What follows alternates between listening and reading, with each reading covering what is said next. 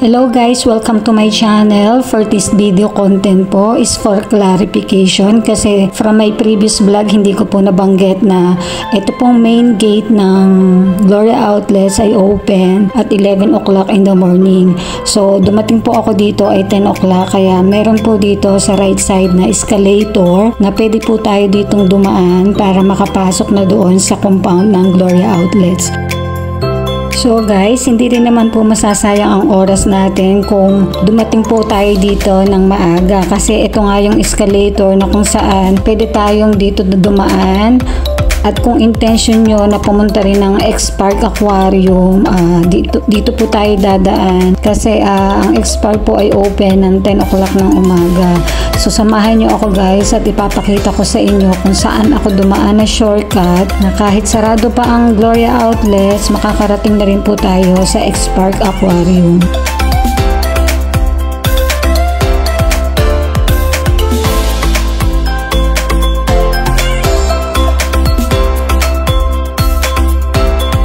So guys, since na first time ko ngang napuntahan yung spot na yon, ang X-Park Aquarium, nangangapa pa rin talaga ako sa daan. Pero itong Gloria Outlets, nakailang beses na po akong nagpunta dito at nag-window shopping at yan nga po ay nagawan ko na ng content. So ngayon po ay sa X-Park nga ako pupunta at yan yung ituturo kong daan na shortcut.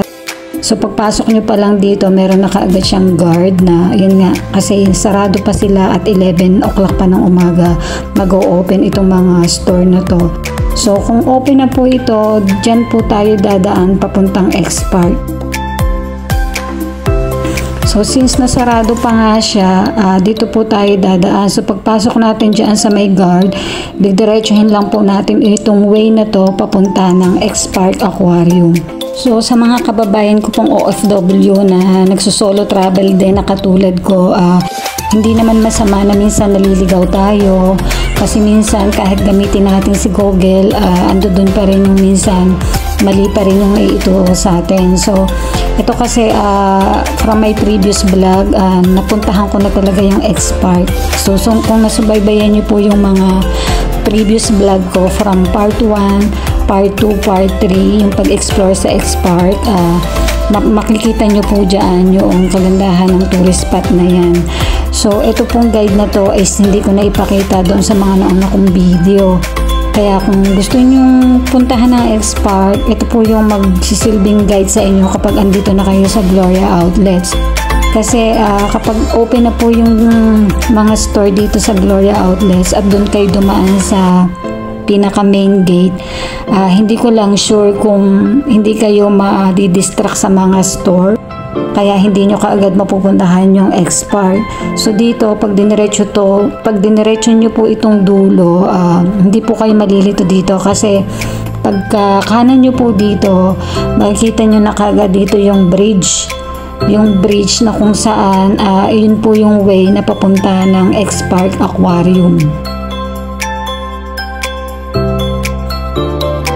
So sa content ko na ito guys, i-guide ko lang po kayo dito para alam nyo kung paano puntahan yung X-Park. Kasi sa totoo lang, marami pa rin po tayo mga kababayan na hindi alam puntahan itong lugar na to. Sa tulad ko, akala ko noon wala dito sa Gloria Outlets. Pero yun pala ay malapit lang po kasi andito lang siya sa Landmark Plaza. So guys, sa mga hindi pa po nakapanood ng aking content regarding X-Park Aquarium, ilalagay ko na lang po sa description ng video na to ang video link ng mga content ko na yon. At sa tulad po ng lagi kong sinasabi na travel guide, kung saan po kayo bumaba, doon din po kayo sasakay na pabalik. So dito po ang ginawa ko, hindi na po ako kailangang pumunta ulit ng Chongli na sumakay ng 170. Ang ginawa ko po ay dito na po ako sa speed train sumakay kasi mas malapit po pauwi ng Taipei City. So imagine guys, from 1:30 ng hapon pagsakay ko ng speed train, almost 19 minutes lang bababa na ako ng Taipei City. So kung pipiliin ko yung MRT or kung magbabas ako, aabutin ako ng 1.5 hours bago makarating ng Taipei. So ito yung maganda dito sa Taiwan kasi marami dito mga transportation na maraming option, maraming choices. Kung saan ka mas convenient, doon tayo. So sa katulad ko po na hindi kailangan na magtagal kasi pag uwi ko po ng 4 o'clock ng hapon ay trabaho po ulit, kaya kailangan kong kapag day off, kung saan ako mapapabilis ng pag-uwi, ganun po yung aking gagawin. So dito po guys, sumakay ako ng HSR o yung tinatawag nila dito na speed train kasi mabilis. So hindi ko lang sure dito kung mapapaupo ako sa window side kasi mas maganda sana kung sa window side ako makaupo kasi naipapakita ko rin sa inyo yung ganda ng daan dito sa Taiwan pauwi ng Taipei City.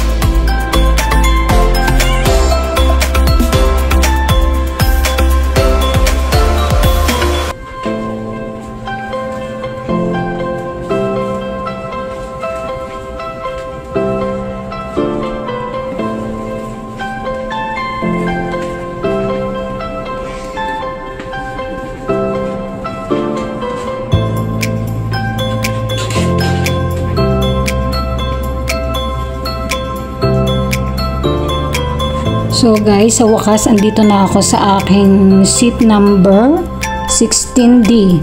So sad to say, hindi po ako sa window side na paupo. So okay lang naman at marami pa namang pagkakataon na makasakay ako dito sa THSR na mapaupo ako sa window side. Siguro soon kapag sumakay ulit ako sa train na to, magre-request na ako na sa window side para maipakita ko sa inyo yung labas o kung gaano kabilis ang speed train na to. So kapag sumakay po tayo ng speed train from Taoyuan to Taipei City, dalawang station lang po ang dadaanan nito. Ito nga po yung Panchao and then Taipei City na. So sumakay ako dito at dahil nga ng 19 minutes lang, so bababa ako doon ng 1:39 ng hapon. So ganun kabilis guys. Yan. And then 1:39 bababa ako ng Taipei City. So sobrang bilis.